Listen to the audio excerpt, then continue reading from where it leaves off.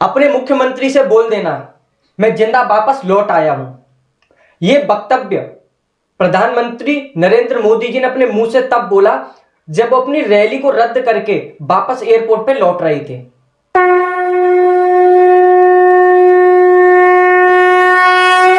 नमस्कार दोस्तों, आप सभी का स्वागत है आपके अपने YouTube चैनल थैंक्स हिंदुस्तान में। मैं लोकेश तिवारी आप सभी का स्वागत करता हूं। आज प्रधानमंत्री नरेंद्र मोदी जी की पंजाब के फिरोजपुर में एक रैली होनी थी, जिस रैली के दौरान प्रधानमंत्री जी पंजाब के लिए बहुत सारी परियोजनाओं का शिलान्यास करने वाले थे। लेकिन आज मौसम खराब होने के कारण प्रधानमंत्री जी का जो हेलीकॉप्टर है वो फिरोजपुर न पहुंचकर बठिंडा में ही रुक गया। अब बठिंडा में रुकने के बाद प्रधानमंत्री जी ने रोड से जाना उचित समझा। उसके बाद उनकी जो एसपीजी टीम थी उसने सलाह सूद किया और उसके बाद हरी झंडी मिलने पर उन्होंने वाई रोड जाने का निश्चय किया।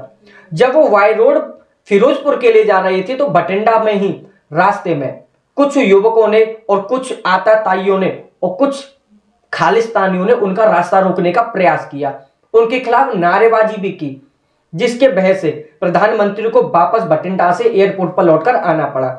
और जब एयरपोर्ट से लौट रहे थे तब एक पत्रकार ने पूछा कि कैसा रहा, क्या हालचाल है।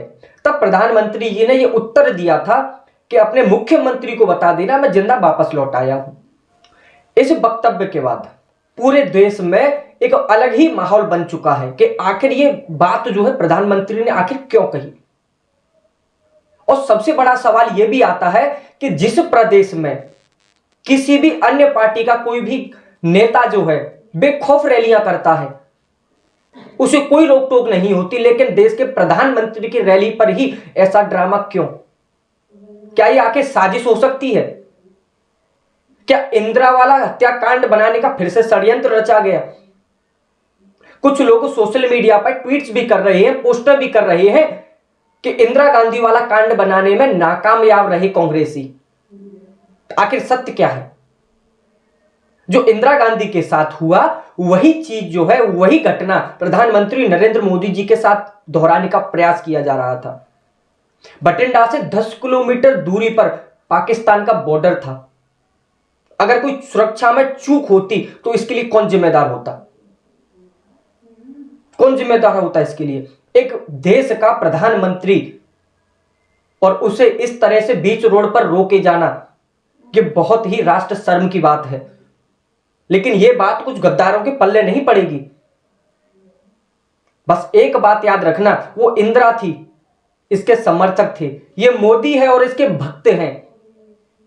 अगर भक्तों की भावनाओं के साथ खिलवाड़ किया जाएगा तो जो तांडव है वो किसी से देखा नहीं जाएगा। इंदिरा समझने की भूल कभी मत करना। वो तो बाबा विश्वनाथ की कृपा थी प्रधानमंत्री पर, जो आज सुरक्षित वापस लौट कर आए। अगर थोड़ी सी भी खरोंच आती तो आज पूरा हिंदुस्तान और पूरा विश्व आज तांडव देखता।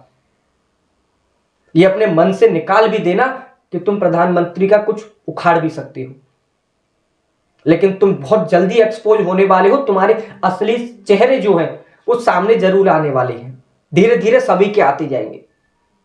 और एक सबसे बड़ा पॉइंट और आप लोगों को बताता हूं कि जब जब राहुल गांधी जी जो है वो जब जब बाहर अपने ट्रिप पर गए हैं घूमने के लिए, छुट्टी मनाने के लिए, तब तब देश में कोई ना कोई नई आपदा आई है। आप इतिहास उठाकर देख लीजिए, जब जब राहुल गांधी बाहर गया है घूमने के लिए, लेकिन देश में कोई ना कोई बवाल मचा है। वही फिर से हुआ। आखिर ये रिश्ता क्या कहलाता है? जब कभी देश में कोई भी बवाल होता है तो राहुल गांधी जी देश में क्यों नहीं होते? जब वो देश में होते हैं तो ऐसा कांड कभी क्यों नहीं होता? उनके जाते ही ऐसी हरकतें क्यों होती हैं? क्योंकि पंजाब में कांग्रेस की सरकार है। इसके लिए जिम्मेदार कौन होगा? मुख्यमंत्री चन्नी जी को जब संपर्क किया जाता है तो वो संपर्क क्षेत्र से बाहर चले जाते हैं। वो तो भला हो कि कोई चूक नहीं हुई और प्रधानमंत्री जी वापस लौट आए, लेकिन उसी प्रदेश में केजरीवाल खुल के रैलियां कर रहा है, उसे कोई नहीं रोकता। कांग्रेसी भी अपनी रैलियां धड़ाधड़ करे घूम रहे हैं, लेकिन उन्हें कोई नहीं रोकता। लेकिन एक देश के प्रधानमंत्री जब रैली करने के लिए जाते हैं तो उनके काफिले को रोक दिया जाता है। आखिर क्यों? वैसे तो ये संविधान जो है ये गुण ज्यादा गाता है कि सभी को समान अधिकार होते हैं। अब इस पर क्या चुनाव आयोग कोई संज्ञान लेगा? अब मैं सारा विवेक जो है वो आप लोगों के ऊपर छोड़ता हूं। आपकी जो राय है कमेंट बॉक्स में एक बार जरूर बताइएगा। धन्यवाद।